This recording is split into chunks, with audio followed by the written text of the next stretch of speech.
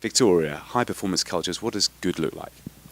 Essentially, I think for the outsourcing environment that I work in, it's really about seeing exponential change and in terms of performance levels from where we started at the beginning of a contract towards the end of the contract. Yeah.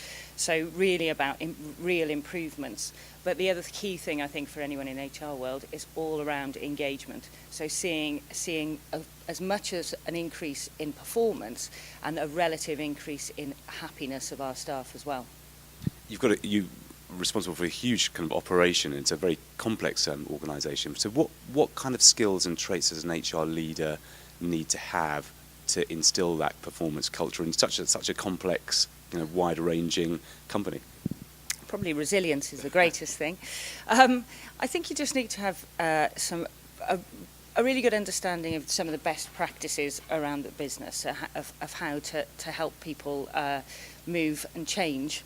It's really about change management and transformational skills, much more than they are about policy, process and operational skills.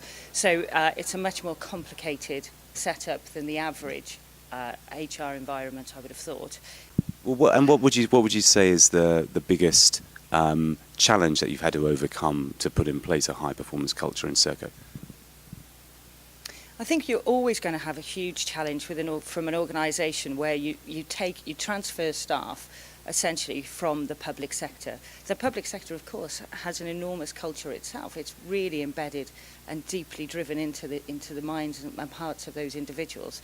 So the real biggest challenge is being able to persuade people that if they were to work for another organisation, and actually not through their own choice, that it could be just as good, if not better, and just different, that's all. And that's the biggest challenge ultimately, because you're working against the tide. There's automatic resistance to want to change away from the public sector culture.